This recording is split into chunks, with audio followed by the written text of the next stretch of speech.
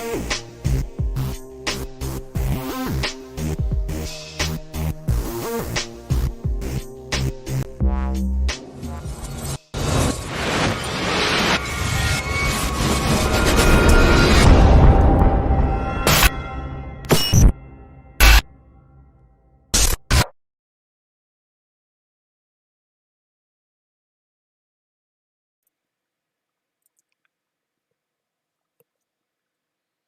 Good evening, everybody, and welcome back to Vidane TV here at Richmond International Speedway for round number 2 of the playoffs for the Stone River Outfitters Multi-League Cup Series. 115 laps here on the board. Showtime Paul Strickland Jr. up here in the booth with Mike James, who was here. Heard him walk in, might have walked down to the concession stand, get us a couple of strawberry daiquiris. I'm sure he'll be back momentarily, but we're taking a look now as these drivers are starting to get lined up on the grid, and no surprise to the Bolts that are going to be that number 46 car of Scott Patton, last week's winner, on fire so far here in the playoffs, running a very special 9/11 remembrance scheme as that is coming up here this Saturday. So we want to make sure that everybody remembers all those that lost their lives that day. But lots of action getting ready to get going here, and you can see as the starting grid goes across your screen, and you can see Ken Huber very strong as well in that number 30 car on the outside. Jeff Merck, Joe Marks, and James Lehman,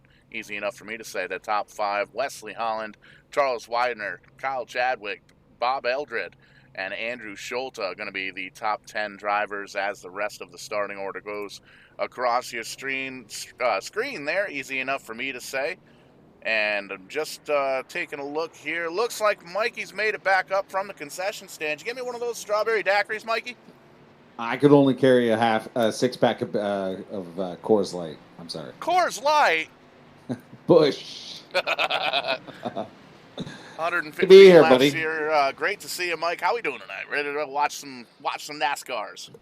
Oh, 100%. You know, it's playoff time, and Scott Patton's on the horse here tonight. We missed him last time I was in the booth with you, so great to see him back in action, looking for a championship this season. So we'll see what happens here as we set him up here. He's going to be the pole setter, so he'll be one to watch. But Jeff Merck, birthday boy, taking a big win there a couple weeks ago, so he's going to be hot to trot here tonight. 100%. 27 cars on the docket here tonight. It looks like the only driver not in the field currently is Josh Scott in that 32 Toyota. Going to start this race from down on pit road, but that gives us 26 cars strong here in the field tonight. Again, race 2 of round 1 in the playoffs. Easy enough for me to say. We're getting ready to go green.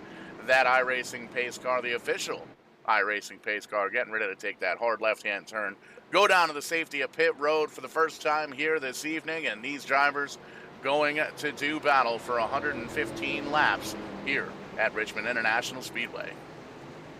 Hard left, and we are set to go. Green flag. Scott Patton with the hammer to get things going. Ken Huber on the outside, patiently waiting to hit the throttle in the drag race. But we got action already, as I believe that is the 88. Kyle Chadwick, I believe. It was going to be the 60 of Jeff Merck. Spun the tires there from that third starting position. Ended up going down below that yellow line, but it looks like he did tuck himself back in. Lost a whole bunch of positions, so going to tuck back in here in the 11th spot. But everybody else seems to have gotten a relatively clean start, and you can already see Scott Patton with the lead in that 9/11 Memorial car in the 46 car. He's got about 3 or 4 car lengths now over Ken Huber.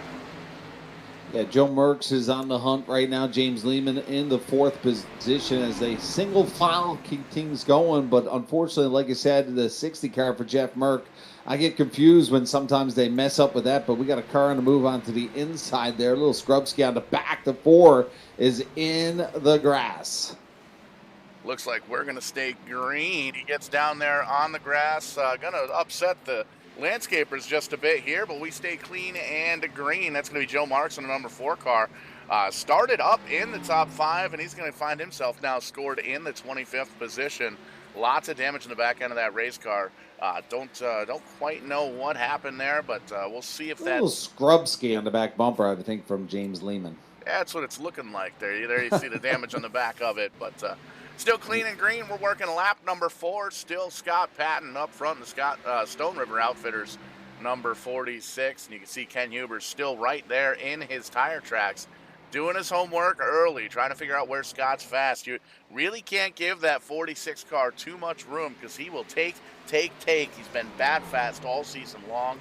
9 wins on the season, trying to make it double digits here at Richmond International Speedway. Well, Jeff Merck had a horrible start to this one. He lost 8 spots on the start of this race. Now picking up one more spot, now down 7 from his previous position as he battles the outside right now. That's Kim Quick, the 21 machine. Side by side they come here on lap number 6. Looks like this one you can give to Jeff Merck. 115 laps here at Richmond. Already a tall order for any driver getting ready to do battle here, especially when it comes to playoffs. And you can see Jeff Merckx has the red spoiler, the red thing on the front of the bottom of the car. Why can't I find the red, white, and blue, baby? Red, white, and blue. He's got the red splitter on the front end of the car, and he's got the red banner over the windshield, implying that he is in the round of 16. And 115 laps here, Mikey, already a tall order, and after having a start like he did, adding a little bit of difficulty to the mix as he takes up another spot here from Charles Widener. Well, he just took a feast of a spam dinner from the 95, and he's the man on the move right now. Picking up 3 spots since he got shuffled to the back. Horrible start for Jeff Merck, but looking like he's got a racy machine here tonight. He's the man on the move, so that is going to be one to watch. And looking at the times right now, he's putting up some pretty fast lap times. He's one of the quicker ones on the track right now. And you can see as we ride on board with that number 60 Skeeter Rhodes car, you can see very, very smooth on the steering wheel, especially coming out of turn 4 here. And those cars in front of him getting bigger and bigger as he gets closer and closer. So he's going to continue to try and pick these drivers off, try and move himself back up into the fight and make sure that he's a part of this battle once we get a little bit closer. 10 laps in, 105 to go. Well, Richmond's a pretty honest track, compared to a place like Michigan, the bigger tracks. It should be interesting tonight as we see some racing machines as we get closer to that 115 mark. The big thing is, how long will we go on green flag? How many of these cars have been set up for the long run, the short run? Will we see green flag pit stops here tonight? So I find here in the multi-league, these guys are pretty stout drivers, and now it's playoff time. So the chess strategy here tonight is probably right on the tip here. Right, the needle is just blinking over the top here tonight on strategy. 100%. You can see those nice wide shots presided by Track Cam's 22 Gourmet cameras for the iRacing serviceable side-by-side battle between Andrew Schulte and Bob Eldred in the 31 car. Thinking better of it, tucking back in the tire tracks, but still trying to peek in on down low. And these drivers know it's a long race here. They're trying to take care of the equipment, little conveyor belt action as we look around the track. Everybody single file for the most part around this 1/2 mile. I like drivers that half car, you know what I mean? They peek out halfways, and you see a lot of drivers go nose to nose or tail to nose, and a lot of times you lose the opportunities of some quick passes. So Schultz definitely got some strategy here tonight. He's taking a peek to the outside, taking a peek to the bottom here. Tries to size this up. He's currently in the 6th spot. He started in 10th, so he's picked up 4 so far. So he is a man on the move. Hardest charger here today, Jeff Gilmore, has picked up 7 spots. But the upset here at the beginning of this race, Joe Marks was in 3rd spot and now finds himself in 23rd, 19 spots lost when he started on the podium. So there he is, the number 4, Joe Marks. So really unfortunate. I think there was a bit of a scrub ski from the 05 James Lehman as they were going at it for position number 3. And you can see still right up with the back end of the field. He's still in the, you can reach out and touch the back bumper of that 9 car, David Schreck. Jason Hughes right in front of him in the 58 SRX car. But still with the pack, good news there. Still on the lead lap, good news there. But the bad news is he's about 3/4 of the lap out and lost a lot of track position with that little scrub ski. And if this thing keeps going green, Scott Patton is not going to hesitate to start putting these drivers 1 lap down. We've seen how strong Scott is on these short tracks, and we saw him dominate last week at Darlington with very little practice in the car. He was actually up here in the booth for the Patented Paints pre-race show that we're going to be doing at the start of each of these 3 race rounds throughout the playoffs. Just kind of talk to the drivers involved in the playoffs and see where the mindsets are as we do battle here for this championship. Well, Scott Patton's about half a track now from our bottom car here now. So about a couple more, I'd say another 10 or 12 laps, you could see the 46 start to creep up. Oh, well, sorry. I was looking at the Joe Marks there, but he's actually starting to creep up now in the 26 of Kerry Cleaver in the 37 machine. That's going to be the 26th position driver. Messing. Shoot, pass me another beer. Take a look. Some of the neat graphics that we've got here on display from SDK Gaming. Got to thank those guys for all the hard work that we do, or that they do. We do a lot of hard work too, but they make it a little bit easier. And you can see that 26 car. It's going to be a 37 of Kerry Cleaver. Hey, I was right. Oh, I guess you were right. Okay. Well, hand me I'll another pass bear. I'll pass you a bear. But you can see that 26th position, Kerry Cleaver, losing ground to the leader very, very quickly here off the pace. And that 37 car going to go a lap down. He's actually going to come down to the pits here. And you can see kind of a D-shaped oval here. A little bit of Waterford Speed Bowl action there on the front stretch as that caution does come out for Jason Garrett. And that 79 in and out car gives us an opportunity to take a peek at that very first Kong Beer Bong instant replay. I want In and Out. I've never had In and Out. They don't have them around here. Man, you got to go to California. I'm not going to California. Oh, it's a good burger. We'll go to Vegas. They got them in Vegas? Fries. I would say. I've never had it in Vegas. Now, I don't remember anything about Vegas. Well, I guess there is that. What happens in Vegas? You know the rest. Taking a peek now at the 79 car, trying to chase down that Miller Genuine Draft, and just seems like he loses the back end. Doesn't hit anything. Very good news there. Comes back up towards the racing groove, grabs a gear, and then he's going to shoot right on down to the apron and probably come down pit road, get 4 fresh tires. So gave him the opportunity and the rest of these drivers to come down pit road, and it looks like everybody is going to cash in on that opportunity. Every single one of these lead lap drivers coming down pit road. Well, 24 laps now completed as everybody comes down, so we're not going to see that green flag pit stop just yet. So we'll see who takes 2, who takes 4 here. I would say Joe Marks is going to try to sneak one here and probably only grab 2. Definitely a possibility. You can see everybody's got the right side of the car jacked up right now, and here's a really good opportunity to take a look at the battle off pit road, and it does in fact look like everyone's going to take 4 tires. Here comes Andrew Schultz, a very quick pit stop there. Not going to make it off pit road first, though. Looks like Scott Patton going to win that race, and everybody else thundering off the exit of pit road trying to line themselves up. And we'll take a peek here at the pit stop times of these drivers, and there you can see the race off of pit road. Yeah, Joe took all 4, so I was hoping that he'd pick up some positions there, but he's going to find himself still at the tail, so still lots of work for Joe Marks. Yeah, great turnaround for some of these drivers, and Scott Patton still holding on to the front line. One of the things these drivers have to struggle with here, iRacing just updated their service yesterday. Yesterday was the infamous build day. Gives iRacing the opportunity to do some updates to the cars, the racetracks, lots of different things that they do, making sure everything is up to snuff and up to par for all of their customers. And a lot of these drivers have practiced on this racetrack with the way things were. Now, there aren't any major updates listed in the iRacing release notes yesterday for as far as updates go for the car or the track or anything like that. But there are some minor changes. There are some minor feels and different things that have changed. We talked to a lot of the drivers in the Loose Lugs Cup Series last night at Chicagoland, same area where the AEW pay-per-view was on last Sunday, the best wrestling pay-per-view in the past 15 years. If you haven't checked it out, definitely watch that replay. Not even saying that because they're paying us, because they're not. They should, but they're not. Going to be one of those things, a little bit different feel for a lot of these racers as they go around the track. A lot of times you'll wrap up a race, the next night you'll go out, practice, get your setup, ready to rock and roll for the next week, and just kind of throw a tarp up over the car or park it in the garage, the virtual garage as it were.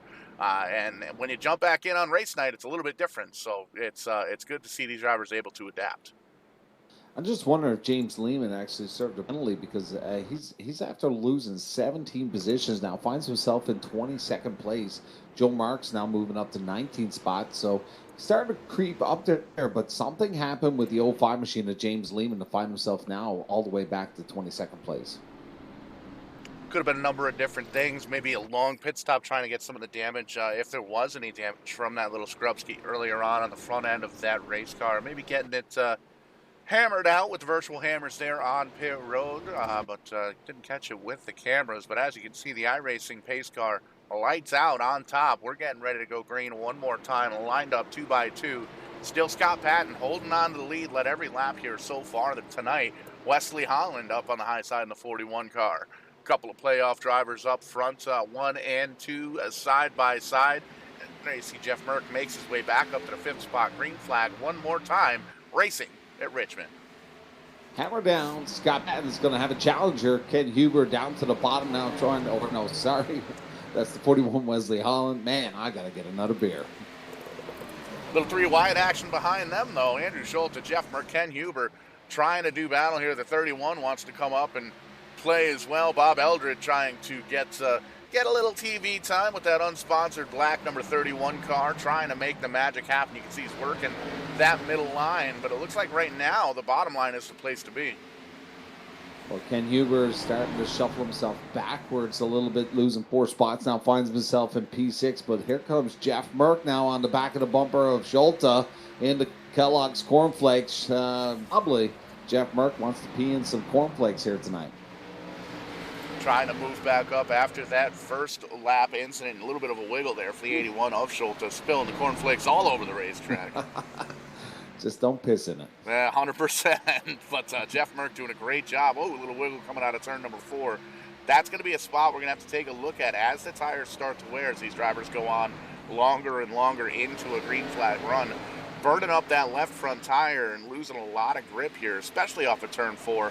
And it's one of those deals here at the racetrack on the front stretch.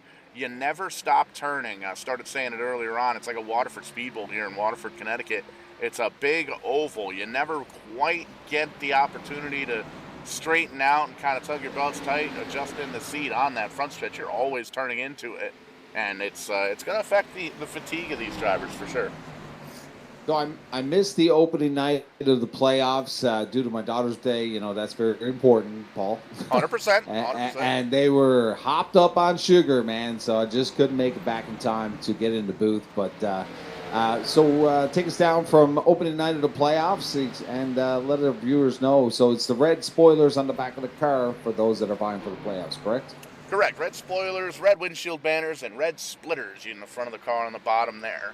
And you can see the 88 of Kyle Chadwick. He's got all that red all the way around the race car as we kind of sift through. There you see Charlie Widener. He's got the playoff banners as well. And it just shows that there are 16 drivers fighting for this championship. And right now they're all trying to chase down Scott Patton, who has a hefty lead with all the wins. 9 wins on the season. He's got lots of bonus points for this round. And he won last week, so he's already in to the next round, the round of 12. So he can kind of use this as a test session here at Richmond. Even though he's out front by a half a second over Wesley Holland, he's already locked in to the next round. And next week we're at Bristol too. So really couple of handful of strong tracks for Scott Patton there. Very, very good on the short tracks and moving on through the playoffs here already to the next round. So you're a NASCAR truist. I know a lot of friends, and you're a close one over the last year. Are you a big fan of the new playoff format, or do you like the old school? You know, I get, pardon me, I get what the racing community does and what NASCAR does. They try and keep things fresh, and you really have to by updating the cars and repaving some of the tracks. And sometimes you do need to change the point systems. And no, I'm not a fan. I don't like the playoffs. I do understand it though. Every other sport, every other major sport across the country, across the world, really has like a playoff system where you're matching up the best of that season to find yourselves a champion. But I think in auto sports and in racing, it's definitely a system that needs to be tweaked a bit.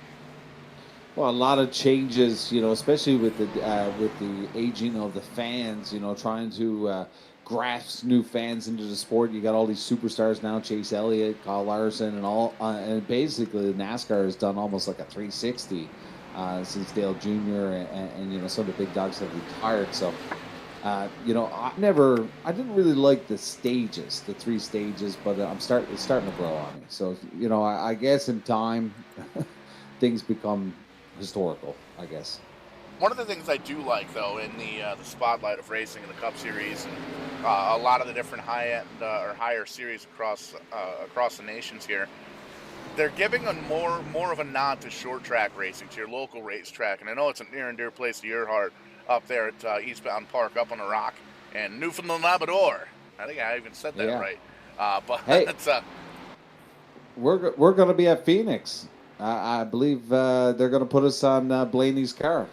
nice, very cool. That's definitely something we're going to be taking a peek for. Yeah, for But sure. I was pretty excited though. That's what I like about this multi-league. What the boys have put together. These drivers. I mean, man. I mean, they're all stout right from the top to the bottom. I mean, there's so many good drivers in this multi-league. I mean, we follow a lot of iRacings all over North America, and this one is definitely one of my favorites. I love how they traditionally side by side with what the NASCAR Cup Series is doing.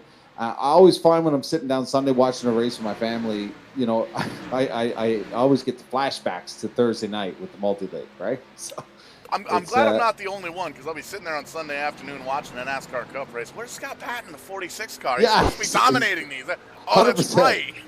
Yeah, no, it just kind of gets you in the mood for Sunday, and the whole weekend. I just love what multi-league has done, and this is a great show. And this is my first playoffs with you guys on this one, and I missed last week. I was really upset about it, but being here tonight at Richmond, one of my favorite tracks, it's going to be a wild one here. Scott Patton is definitely dominating this one. He's got about 7 seconds on our P2. Andrew Schulte now has moved up into the second position, has picked up 8 spots. He started in the 9th or the 10th spot, so he's a hard charger here tonight. Rob Haynes finds himself in the 9th inside the window of the P10. He's picked up 10 spots here tonight, but we got a couple that have really shuffled back. Joe Marks is still finding himself in the 20th position. And where's our boy Blue? James Lehman now finds himself in 12th, so he's after picking up the pace here, trying to get back to the front. And you can see all these drivers lined up nose to tail all the way around the racetrack here at Richmond. And we've said the term, I've said the term a couple of times here tonight already. Drivers doing their homework, trying to figure out what the track's doing, what everybody else is, or how everybody else is reacting to the car and to the track, trying to find out where they're better, where they're stronger, where they can grid around some of these guys as the race moves on. And we're slowly approaching, actually very quickly approaching halfway here, working lap number 47, 115 on the docket here for tonight. And you're taking a peek there at Rob Haynes in the 199 beer store car. Definitely one of my favorite sponsors in the league, for That's sure. Our Canadian. That's a Canadian, eh? 100% highest running Canadian. Looks like four Canadians in the field here tonight. Rob Haynes in the 199, Christopher Davis in the 38. Taking a peek here, Jeff Gilmore in the 57, and James Hearns in the 78. Pretty cool to see Canadians and Americans racing back and forth. We see it a lot here on Vidane TV, especially with Tim's Corner Motorsports coming up here. Just getting ready to release the schedule, releasing the date for the TCM 300 coming up here in November. And I know the guys and the gals up at Eastbound, they're going to be a part of that as well. And Mikey, you're going to be up in the booth. We're going to have 2 in the booth. It's going to be exciting. I'd say we'll have 3 in the booth. But Haynes, that's something that's kind of weird for Newfoundland up here in the East Coast. I don't know what it's like in Connecticut. Do you have beer stores down there? Because we just call it the gas station. That's where we get our beer. Yeah, we've got package stores here in Connecticut. You head over to the Packy and grab yourself a 30-pack of Busch or a rack of Busch or whatever you call it, or some Diablo wine. You get it at Costco down there, can't you? I think so. I don't know. I've never actually been to Costco. You should go to Costco and buy beer.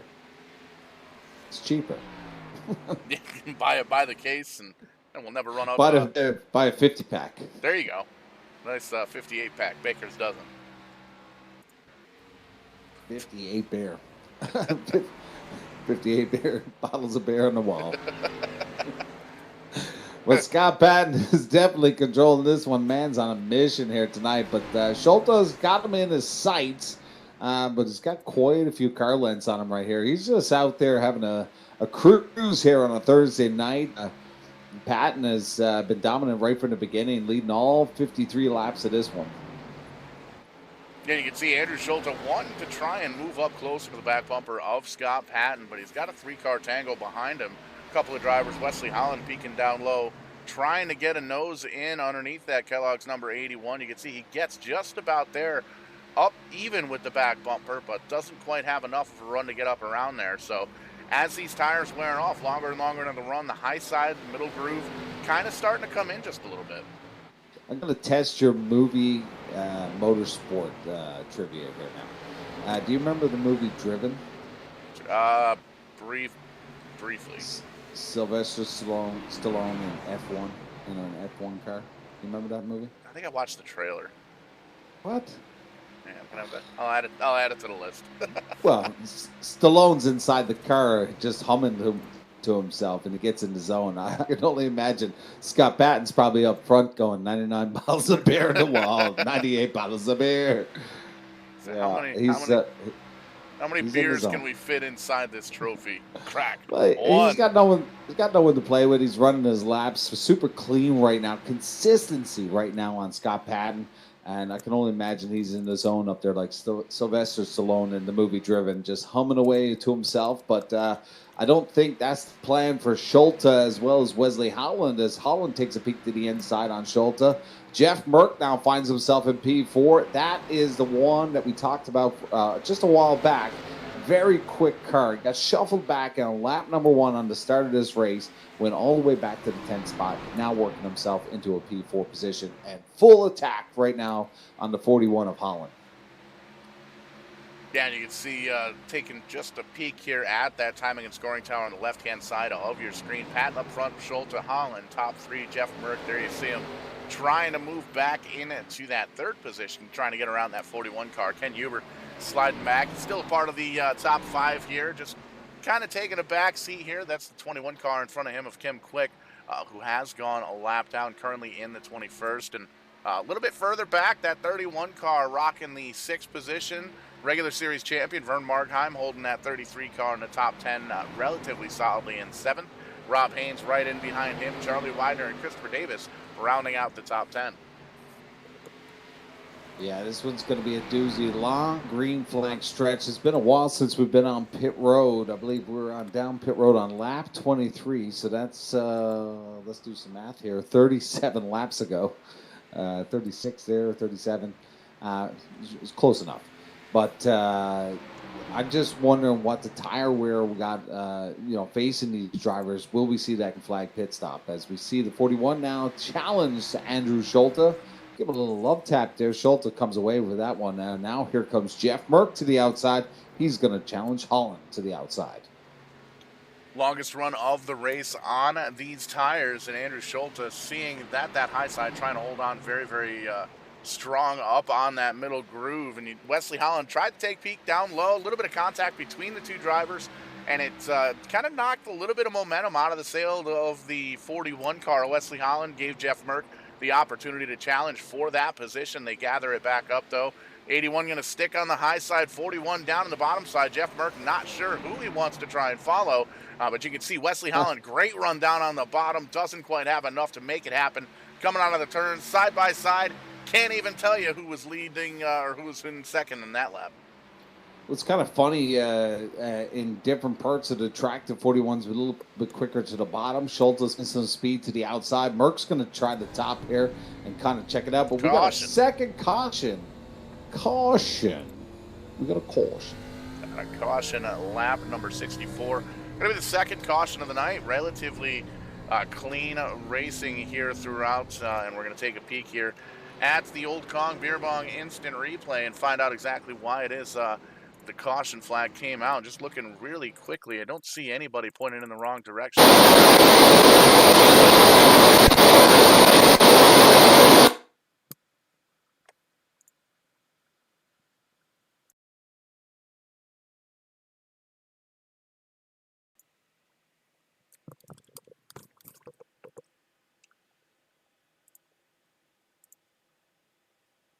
There we go. Mic check 1, 2. If we got a mic. Yo. There we go. Sorry about that, folks. Hey, I thought you were going to caution. I went for another beer. That might have been what it was. And taking a peek, not seeing what it was that brought out the caution. So we're going to cover the pit stops here. Everybody coming on down to get service on these machines. And being that this is about 10, 15 laps, a little bit further along than the first caution, I think these drivers are going to come down and get four fresh tires and fuel for sure. Yeah, it looks like it's going to be a 3-stop night for these guys. So we'll see when they come in again, whether it's under caution or under green. But could see 4 stops here tonight. All depends on strategy. But looks like Jeff Gilmore has stayed out. Just wondering, he's going to report there now. So Scott Patton will still hold on to this one. Wesley Holland picking up a couple spots here as we shuffle through and get them all lined up for the restart here, which we should see on lap number 67. But a little bit of a shake-up there.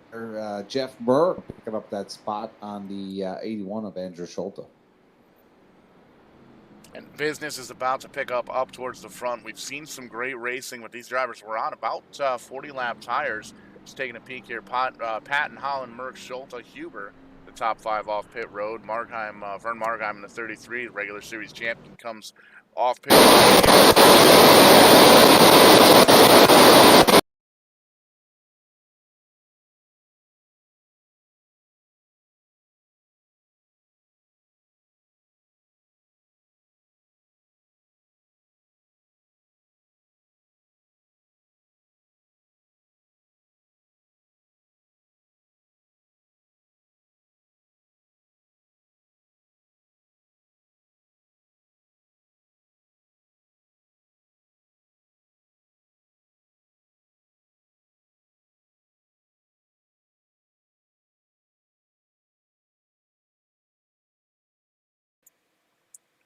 Got the duct tape over on the cordless microphone there for Mikey. Got it all sorted out, and it seems like we're back in action. Lined up 2x2, lights off on that. Oh no, lights are still on.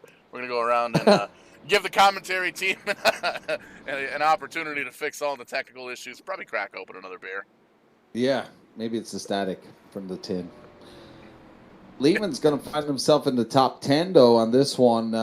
So he's, after coming back from down in position number 22, now finds himself in P9, just behind Rob Haynes, who's in P8, picking up 11 spots since the start of this run. Vernon Margheim, another hard charger, picking up 8 spots, finds himself in P6. So a bit of a shuffle here. Vernon Margheim's going to go to the inside now, and they're shaking back and forth there, but 6th position, I believe he's in. Well into the second half of this race, working lap number 68, getting a restart here on lap number 69. Nice of 115 on the board, and business about to pick up front. We've seen some great battle through these top 5 drivers. Now they've got fresh tires, and we're going to see, I believe they can make it here without having to pit, but I think tire wear is going to be a big issue. Big issue there for the 41 car. Spins the tires. We're going 3 wide heading into 1, Mikey. Yeah, I don't know if he missed the shift there, but Schulte got into the back and just did not fire like he wanted to. And Patton came out clear with a great launch, but the 41 hard charging back again. Wesley Holland, but he's got Jeff Merck to the bottom. The 60 machine trying to get to the front after that shuffle after lap 1. Now finds himself some clean air and possibly a shakeup with Scott Patton now chasing him down. 45 laps to go here at Richmond. Picking them up, putting them down. We might be done within the hour. A very quick race here. Good, clean racing all the way around. 2 quick cautions. The first one, a first car incident, and the second one, well, it couldn't have been too big of an incident because we couldn't even find it on the cameras. But back racing, green flag once again. And we've seen these drivers make it about 38 laps or so. And these drivers now all have fresh Goodyear tires underneath the machines they're doing battle with, so it's going to be interesting to see if we're going to see any of these drivers try and save some tire for the long run, or if we're going to see some drivers kind of burn it up and just plan on coming down pit road one more time. We've seen lots of different strategies throughout the past couple of weeks here on Verdane TV with all of the leagues that we work with. So it's going to be interesting to see who does what. Whoa, contact, Lehman's around. It looks like he's almost got it saved. Doesn't quite have it. Man, that's a bummer for Lehman, who, man, just really worked hard to get up into the top 10, and now is going to shuffle back to the back. But we're going to bring in a caution here. Caution. And get the. I cannot do a Southern accent. It all depends on how much I've had to I'm just drink. trying to. I like Larry Mack, but I just can't do it. Taking a peek here, Colin Beer Bong instant replay. There you see contact 3105. Getting him around. Doesn't, plays a little bit Back of it up bumper again. cars. Back it up again. Back It it looked up. like the 05 went by himself. I saw contact with. Well, let's change the camera. Let's take a peek. Let's get closer. Do one of these. Bird's eye view. Deals here. Bird's eye view here from the chopper. 31 dips. Yeah, that was contact. Oh, there's contact. Yeah, contact between the 31 and the 05, and a little bit of bump ski there from the 79. And parks right in the racing groove, but that's a good spot to be because at least it gives everybody the opportunity to see you, and everybody gets by scot-free. I can only imagine what's going across the channel on communication between Lehman and Bob Eldred. Yeah, drivers able to communicate back and forth with each other and raise control, and some of the drivers hooked up with the old TeamSpeak, able to talk to a lot of their drivers. But this is going to be an interesting dynamic here, Mike. You top 15 drivers have stayed out. Joe Marks, or check that, Jason Garrett going to be the first driver to pit and come off pit road with 4 fresh tires. More importantly, a full tank of fuel. We've got 35, 25, carry the one. About 40 laps or so left, and that's about what we did here on this last run. So it's going to give the guys in the back fresher tires. They're going to be quicker than the drivers in the top 15 who elected to stay out, but I think they've got enough fuel to make it to the end. So it's going to be a barn burner here as we get down to the last handful of laps here. I just had a brilliant idea. Uh-oh. Last time we did this, we ended up in Vegas. I should send an email to Daytona or Charlotte and tell them at the next All-Star race that they should actually broadcast communication and let the drivers talk to each other during the race.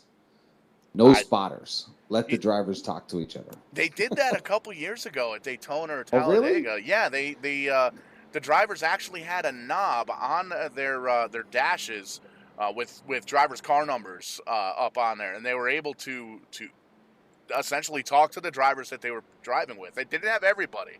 They had a dial of like 16 or so, and they were able to get the spotter driver combos and have joined channels and shared channels. It was some of the best plate track racing I've seen in a long time, but NASCAR put the kebab to that because it worked. It was entertaining. So, but yeah, very cool to have that. It's almost like those blooper reels. You know what I mean? It's like one of the ones that you just want to go play back and listen to the TeamSpeak channel between these drivers. Even in iRacing, we're not on that channel currently, but I've heard lots of through the TCM special events, also through the eastbound events. There's sometimes some comical conversation between these drivers. Absolutely, especially when the drivers. Some frustrations too. Lots of frustrations, 100%. But especially when the drivers are having fun, a lot of joking back and forth. When the racing's good, it's great, and they know that they're trying to entertain the masses here on Verdane TV, and doing a great job here. The multi-league drivers, only 3 cautions, couple single car and double car incidents, but no major catastrophes here at Richmond, and we're getting ready to do battle once again. The safety vehicle, the iRacing official pace car, lights out in 2x2. You can see Scott Patton going to jump up on that high side. Jeff Merck all the way up to second after starting in the top 5, having a little bit of a mishap there on the start, working his way back up through the field, and now finds himself P2 with Schulte and Holland right in behind him, 2x2. But the front 2 break away. Scott Patton driving off into the sunset once again. Kind of an interesting restart there for Jeff Merck. He kind of fell back and kind of held up your buddy Joe Marks is around. Caution. Oh. Wow. It's a caution. Caution. Is that a caution? It's a caution. Looks like Joe Mark's going to quickly call the tow truck, find himself down in the garage area. But we'll pull up the Kong Beer Bong instant replay and find out what happened to that 4 car. And this one, Mikey, a little bit more of a scrub ski, it looks like.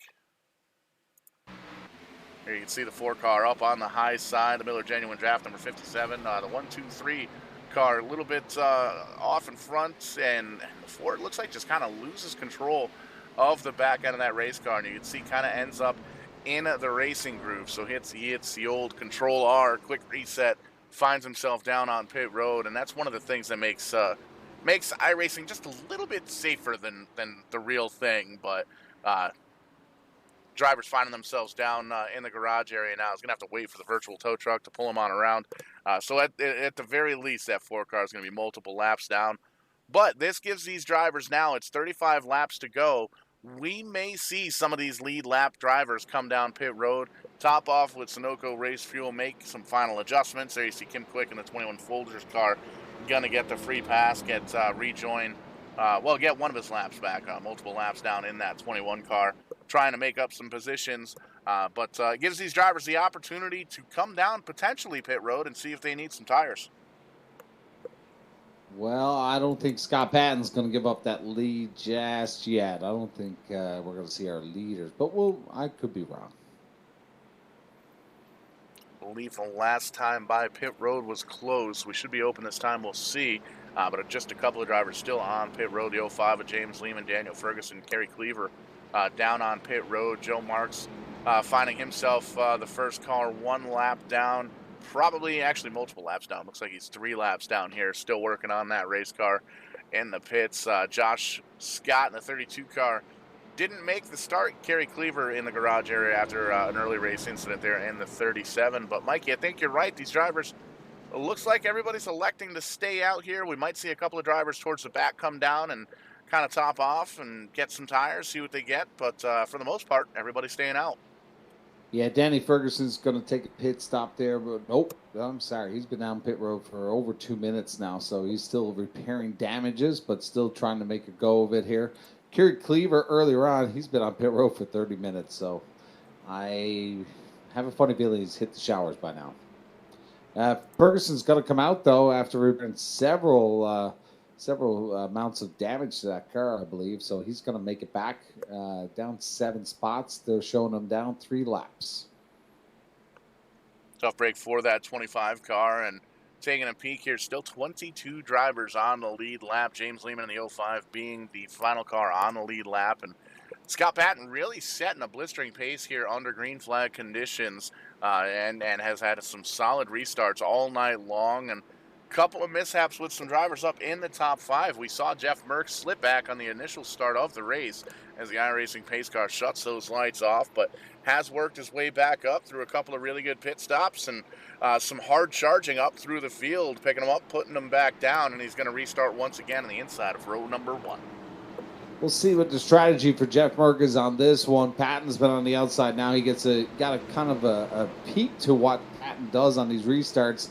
We'll see what Jeff Merckx has for us on the bottom here. He looks like he's going to try to time it earlier on. He kind of shuffled back just a little bit, but we'll see what happens as the pace car gets set to exit. Patton with the hammer. It's going to be the 46, looking for back-to-back wins. Or will it be one of the other fine gentlemen here tonight? Jeff Merckx got a big win there just a couple weeks ago on his birthday. Needs a win for the playoffs here tonight. Another fantastic restart for that 46 car as Scott Patton, you can see, gets about 2 or 3 car lengths in front of that 30 car. And the front 3 of single file broke away. Wesley Holland still battling side by side, though, with Andrew Schulte. The 41, the 81, they've been at it for about 30 laps now. Yeah, I'm starting to become a fan of Schulte. I picked him there 2 weeks ago. He took a P2, but always a favorite here is he's a front runner and likes to get a little bit of his hands dirty here, but as he goes side by side with Wesley Holland right now as they battle for that position number 3, continuing door to door between the 2 drivers, not one of them giving up an inch right now, as we also see, that's the 199. Rob Haynes almost into the wall as he battled with Ken Huber just back and now slides back into that position, but he's going to have Werner Margheim on the back bumper just in a moment as the 199 Rob Haynes, really big save there as almost hurt into the wall. And Margheim starting to slip back just a little bit. You can see the 95 Spam car, Charlie Widener, trying to get in around the bottom side of the racetrack and gets up to his door. Looks like he might have enough of a run to possibly get him here in a 3 and 4. And these drivers still going at it for second and or third place rather.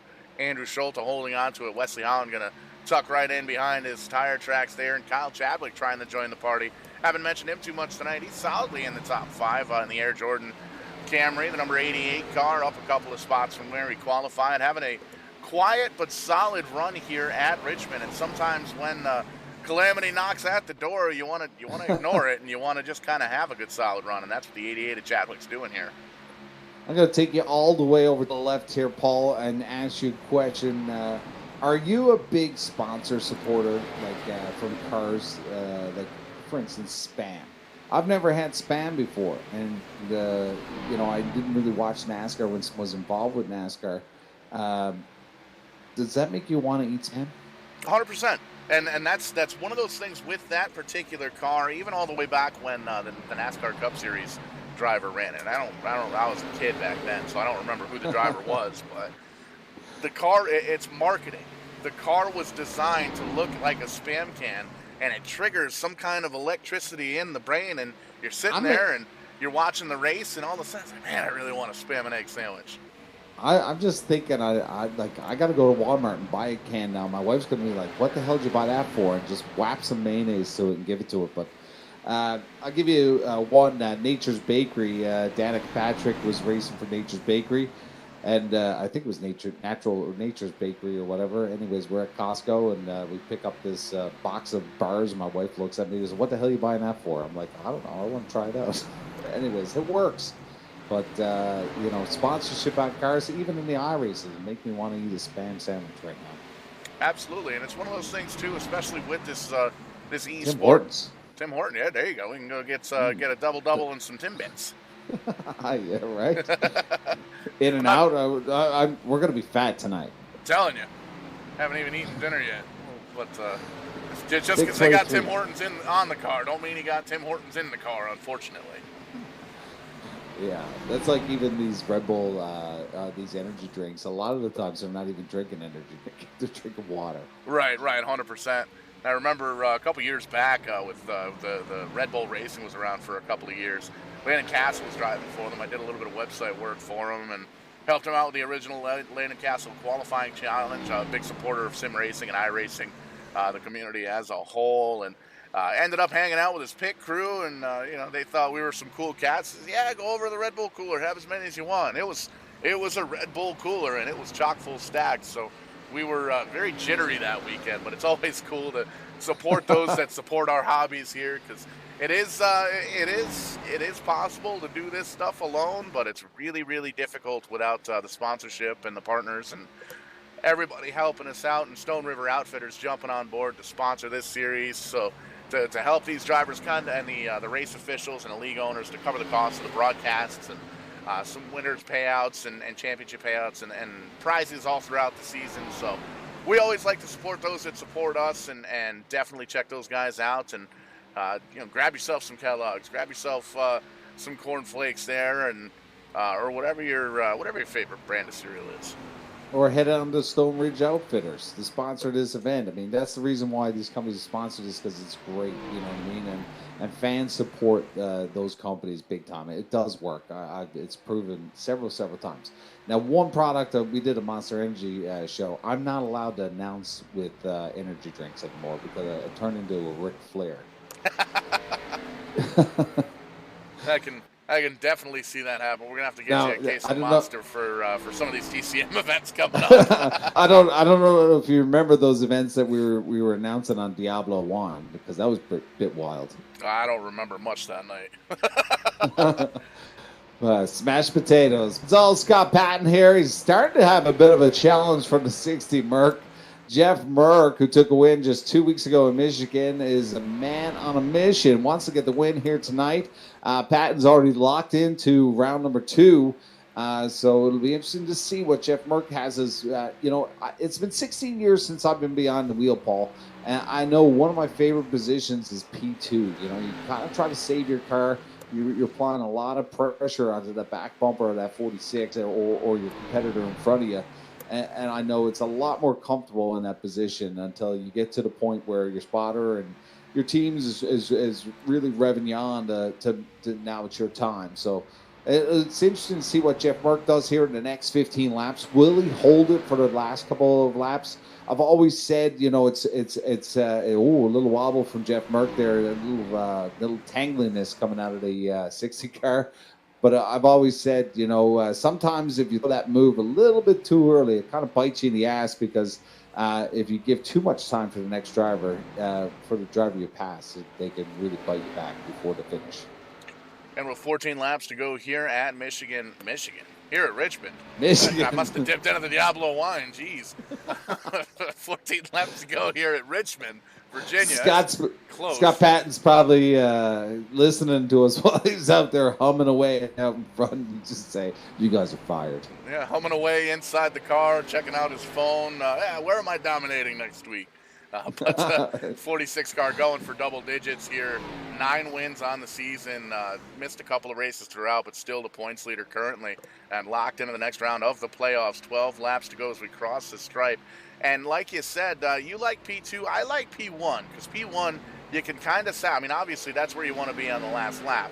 But as the checkers fly, but you get the opportunity to kind of mirror drive a little bit. You can set the pace. You can maybe change the lineup just a little bit to make that driver in P2 work just a little bit harder. And I think we're seeing that now. Scott Patton shifted his lineup just a little bit and kind of upset the air and made Jeff Merck have to kind of back off, reevaluate. You can see he's about 3/4 of a second off the pace right now, but he's got plenty of time between the third place car and they've got about 3 seconds now back to Andrew Schulte, Wesley Holland. They're still hooked up bumper to bumper.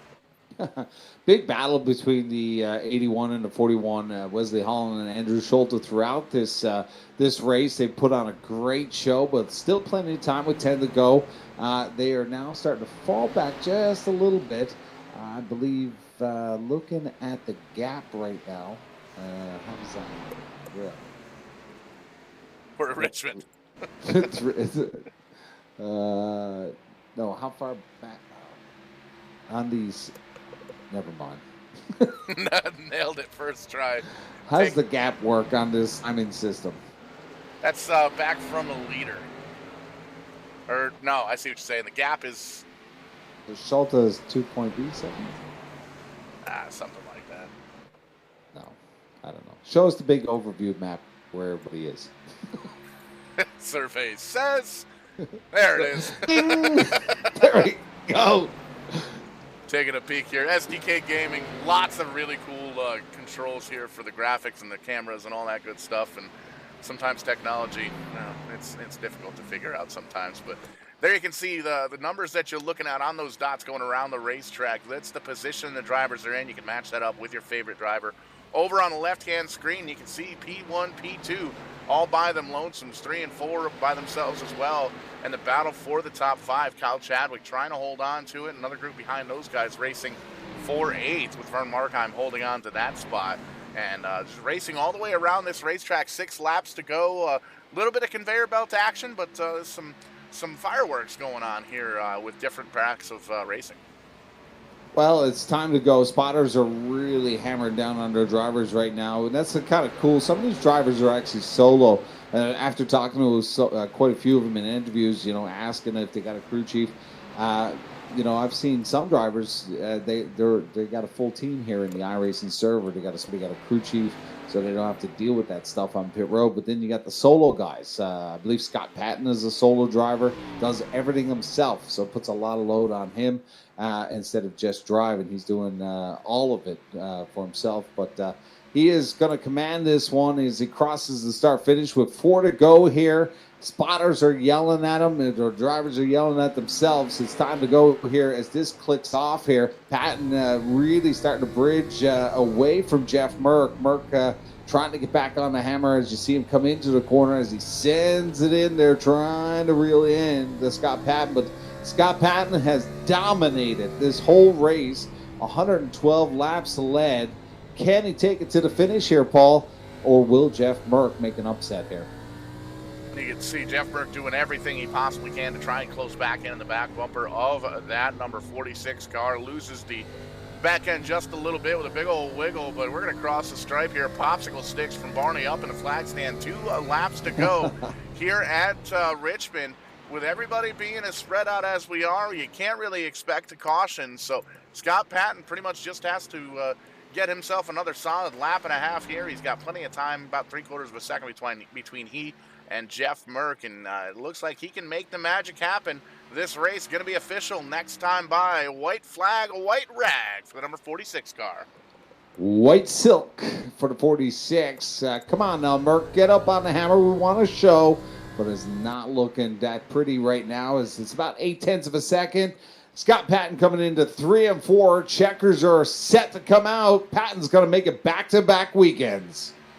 Back-to-back weekends, and he slides himself in to the double-digit column. 4 wins. 10. Count them. 10. 10 wins for Scott Patton. How about that?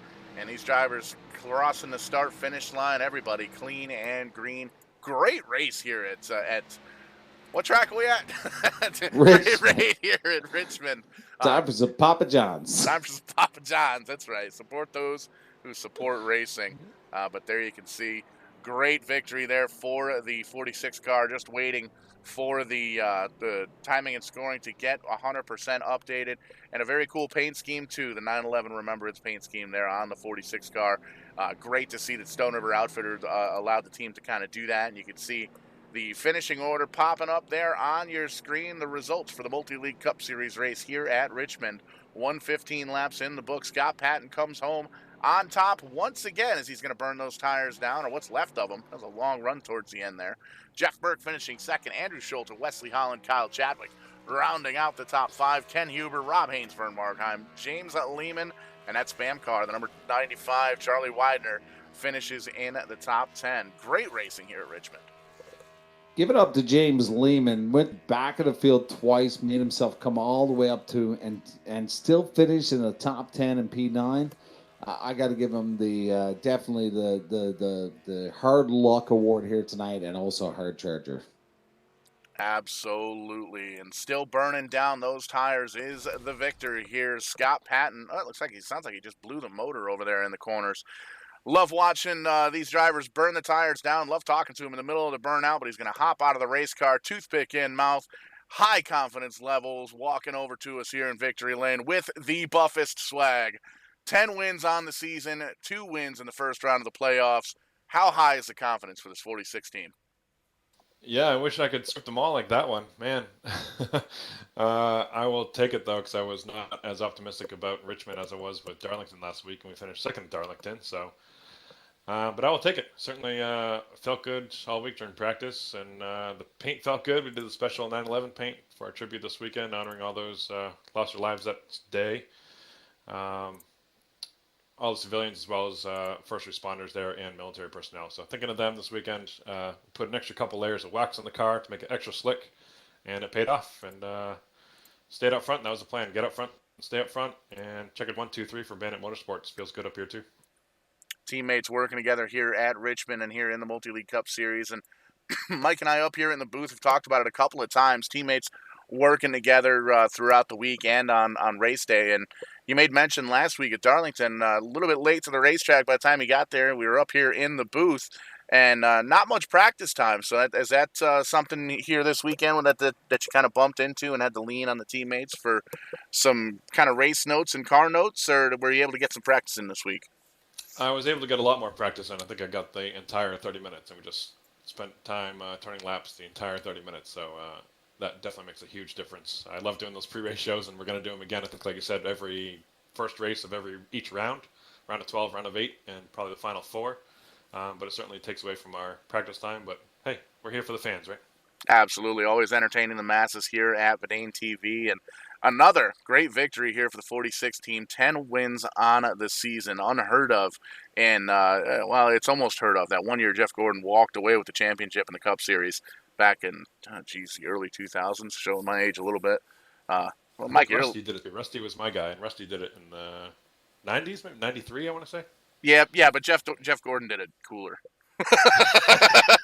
But a great win here, dominating victory, leading every single lap, I believe, here. I have to double check with timing and scoring, but made mention of the teammates and the Stone River Outfitters on the hood of the car. Who else gets it done here for you? Who else help you out in the virtual 46 car? I I think that about sums it up this week. Sun River Outfitters, like I said, check them out on Facebook and sunriveroutfitters.com. And you guys certainly have the day in TV. Appreciate all your work. Mike, good to see you up in the booth. And looking forward to watching the broadcast. Hopefully everybody enjoyed it. Absolutely.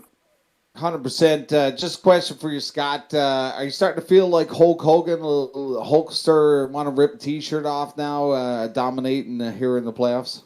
Yeah, but I think if I did that, I think my wife would definitely put a nix to this whole thing. She's right on the edge, but I think that would throw her over the edge if I walked upstairs with my shirt half ripped up. Well, we were talking about energy drinks, so maybe pop a couple of monsters and really get into it. One thing, Scott, we were talking about the movie Driven and Sylvester Stallone out in front in the F1 movie, humming to himself. We were saying you were out in front so long throughout this whole race. Did you get kind of bored up in front there by yourself? Yeah, sometimes. It's not necessarily a bad thing, I guess, though. But we were in cruise mode for a lot of it, and it's nice to be able to just kind of cruise at that 90% mark and let the other guys kind of chase you and let them do the work, kind of pace off of them. So, yeah, felt good. At one point, we're kind of daydreaming. Mark asked me something on the chat, and I was like, huh, what? I totally missed it because I was just kind of daydreaming. But, yeah, I wish, like I said, I wish I could script them all like that, but we'll take them as we come. If there was a song you would be humming, which song would that be? Oh, boy. I think what about that opener song to Days of Thunder? I think that's a good one. There you go. Well, we were actually saying that you were counting beer bottles, 99 beer bottles on the wall. I wish. I got some catching up to do. I'm going to try my best to catch up on 99 tonight. There you go. Congratulations. Thanks, Mikey. There you have it, Paul, man. Scott Patton dominating this one. 115 laps, brother, man. That's just incredible. But I told you he was listening to us throughout the podcast. He did not win last week. So now he is actually certified himself into the next round. 100%. And still 10 wins on the season. Unheard of for sure. And celebrating a birthday win a couple of weeks ago, Jeff Merck in the number 60 car, the Skeeter Boats machine. Great run here. Little bit of a mishap there on the initial start of the race, but through a couple of pit stops and picking up and putting down drivers throughout the race, you're able to come back with a second-place finish. Another good, solid podium run here. Jeff, talk to us about it. Blah, blah, blah. Scott Patton wins 11 races. Blah, blah, blah. Scott Patton, blah, blah, blah. Happy birthday, Jeff. That's on Patton a little bit. Yeah. Everything but the kitchen damn sink there. Yeah, I owed Patton one. I just never could get to his bumper. I think he was pushing it a lot harder than he normally would have in that situation. He just didn't want me to get close enough there. But I owed him one from Darlington last week, but we'll definitely take a second place tonight, incident free. So hopefully that'll give us some bonus points to make up for that wreck last week and try to get back in the top four before Phoenix. 100%. We saw some relatively clean racing all throughout the night. Just a couple of single car incidents, a few little fender benders, but nothing too crazy here, and some good long green flag runs. Did you have any kind of plan coming into the night here at Richmond? Were you looking for long green runs? Were you looking for cautions? What was the game plan coming into it tonight? The cars were pretty loose. They were really leaving on that right rear on corner exit. So I thought there'd be a few more cautions than they were, but sometimes when the cars don't handle that good, you actually don't get that many cautions because people are a lot more careful with them and don't overdrive them as much. But like I said, I'll finish second, get the points, and where we at next week? Bristol. Bristol, another short track. You got anything for them?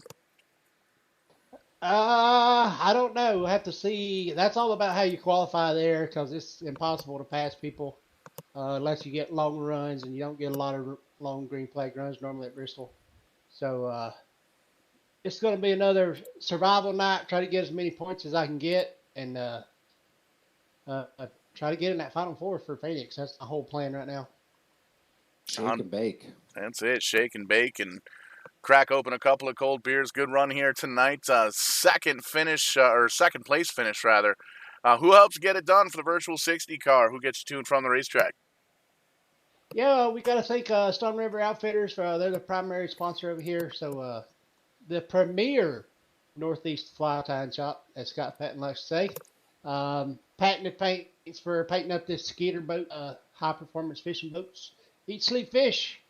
You guys up in the booth, Kim, all the guys. Our brother in arms, Kent Conley, we're all rooting for you, brother. Keep up the good fight. And last but not least, my loving wife inside sitting on the couch watching the broadcast. Great run here tonight. On to Bristol, another little short track racing here. The trifecta of short track racing, and we'll see you next week. Thanks, guys.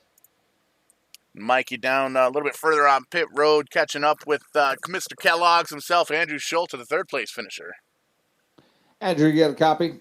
Yes, sir. Hey, Skipper, man, you're one of my favorites out there. You're on the podium quite often. This is back-to-back weekends for us. Last time I was there, you were in Michigan. Take us through tonight. Did you think you had something for Scott? He kind of dominated with lots of clean air up front. What was your strategy coming in?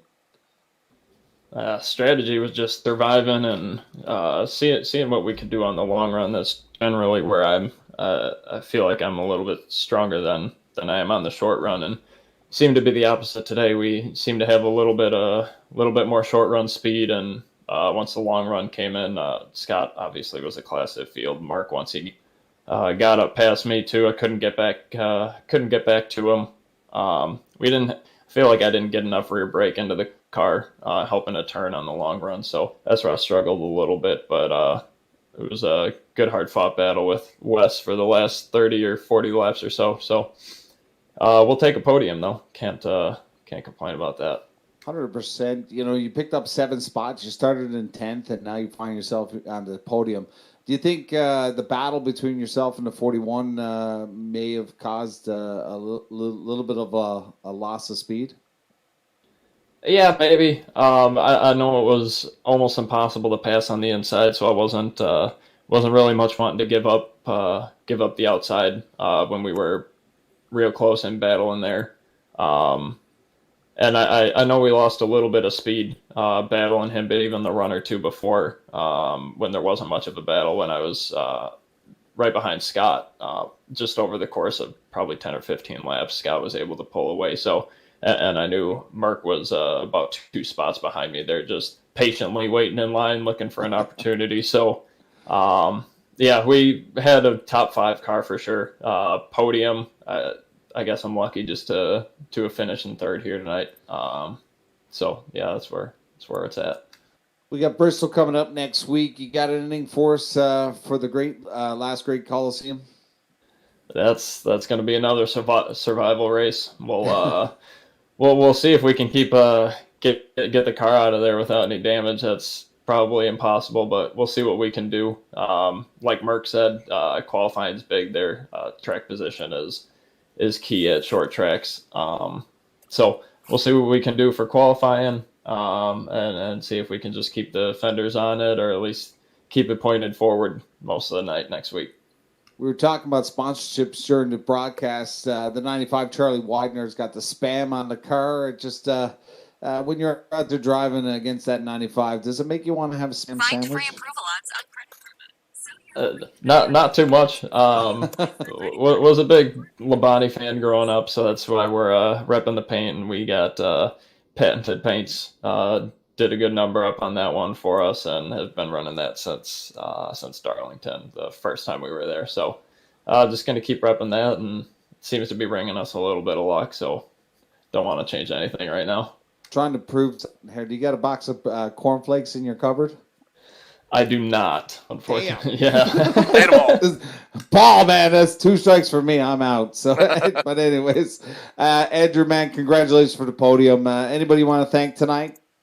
Appreciate it. Yeah, shout out to you guys for broadcasting this. Hopefully you guys enjoyed the racing. All the fans out there enjoyed it. Shout out to Patented Paints for whipping up this number for me. Shout out to Chris Voiles, best spotter in the business right now, at least in my opinion. He's always around to help crew chief and spot, and it helps a lot, especially at these short tracks. Shout out to the multi-league and everyone that puts this on for us. It's been a ton of fun to race at. And yeah, I think that's it. Well, that's awesome, man. Great to see you back here on the podium. You're one of my favorites, and hopefully we'll see you in Bristol on the podium again. Appreciate it, guys. All right, congratulations. That's Andrew Schulte. Paul, what a night, man. This one clicked off pretty fast. Scott Patton dominating the whole thing. I was hoping for a bit of a shoulder from our boy Murky there at the end. But great run from everybody. You know, it's going to be exciting to see what transpires now in Bristol next week as we start knocking these weeks off. So any favorites for next week? Now, you messed up the first week. That was actually Wesley Holland at the win last night. So Holland's in to round number 2. So is Scott Patton. So there is one more up for grabs for a guarantee into round number 2. And everybody else going to have to rely on points. I guess we'll have to wait until Sunday when we watch the Cup race to see how well Scott Patton does it. I told you he was listening. 100%. But yeah, lots of different stats throughout Vidane TV. Sometimes I make a boo-boo, but still very, very strong. The 46 car, Scott Patton, another victory here at Richmond. And speaking of sponsors, got to give a shout out to the guys that support our hobbies here. Stone River Outfitter, the premier fly tying shop up in Amherst, New Hampshire. Be sure to check them out on the web and on Facebook. Big time supporters here, the Multi-League Cup Series, friends of ours here at Vidane TV, and make sure you check them out either on the web or in person. Also by Patented Paint, Scott Patton, the owner and Presidente there, the official paint scheme provider of the Multi-League, and you can get him on Facebook, facebook.com/Patented Paints, just spelled like it is on your screen there, and one of the coolest logos I think I've seen. Very, very neat. Vidane Marketing Solutions, LLC. Not only do we do this TV deal, we do hats, t-shirts, merchandise, websites, all that good stuff. You concentrate on making the car go fast. We'll do all the other stuff. Let us take care of it. Check us out on the web. Check us out on Facebook. Slide in our DMs. Let us know what you're looking for, and we will make the magic happen. Us up here in the booth, tip the crew. If you had a good time tonight, tipped out Vidane.net. $3 gets us a beer. $5 will get us a beer to dog. $20 gets us DoorDash or any of those food delivery services. They're all welcome at my front door there. There you can see the business card. Kim Quick, the network engineer, and El Presidente of the RSI Group. Give him a shout. Find him on the web, rsigroup.net. Big time supporter of the league, one of the race officials here as well. Help you out with all your networking needs. And PRS Solutions Incorporated, fully insured, quick and easy removal of ECT, laminate, wood, tile, glue down carpet, and more. Give those guys a shout. There you see the number on the bottom left, 1-833-813. Easy enough for me to say. It's been a long day. 813-732-6828, and they'll be able to get everything hooked up for you. And always, our friends over at the Kong Beer Bong, be the life of the party and make the good times better. Kong.2drunk.net. They got the camo beer bongs. They got a buy 5 get 1 free. All sorts of cool deals. Check it out. Kong.2drunk.net. I've got one. Scott Patton's got one, I believe. Sent me a couple of videos on Facebook of him cheering, jamming down a beer ski or two. And Vidane TV always reminds you to drink responsibly. But final thoughts here, Mikey. Great race tonight at Richmond. Heading on out to Bristol. Yeah, I'm looking forward to next week, and hopefully I will still be here. My house will be here. We got a hurricane going to rock me up here like a hurricane here tomorrow night. Hurricane Larry's going to hit eastbound Park dead center. Hopefully we get no damage. So, but I'll be back in the saddle Thursday as long as I got power. 100%. Lots of storms throughout the North America, and it's odd to see hurricanes shoot on up to the rock, but we hope everybody stays safe up there, and hopefully we'll have to get you a Vidane TV flag so we can get you standing in the middle of the road with Mike Wants to Rock. I'll be up on the top singing Rock You Like a Hurricane, but if we lose the roof, I'll be looking for tips next week. 100%. But, send me a 58 pack of beer. There you go. Costco. From Costco. But no, it was great. Yeah, it's great. Gonna be entertaining, no less, on to Bristol next week. Quick peek at the weekly schedule coming up here. Off for the weekend, and Monday night, Sim 500 Trans Service Cup Series returns. Wednesday night, Tim's Corner Motorsports brings us episode number 32 of Tim's Corner Live. Very entertaining show this past week, and iRacing Loose Lugs Cup Series Wednesday night right after that, and then Thursday right back here for the Multi-League Cup Series. Talking to the New England, Pennsylvania Shift Marketing and Design Grand National Series. Longest name here on Vidane TV.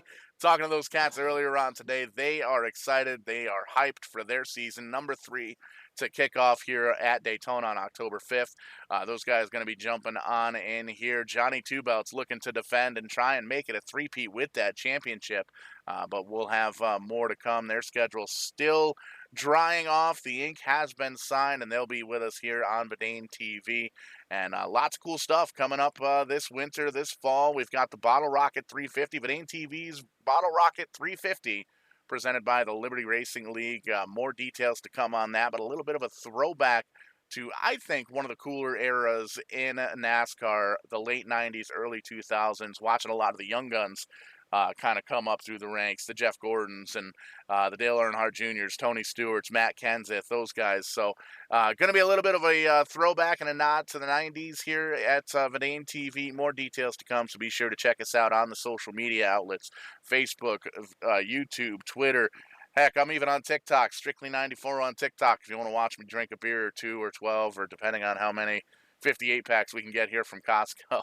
But that's going to What's wrong with you? There's a lot of things wrong with me, brother. But that is a That's different why we love story you. for a different show. Maybe I'll have a podcast one of these days.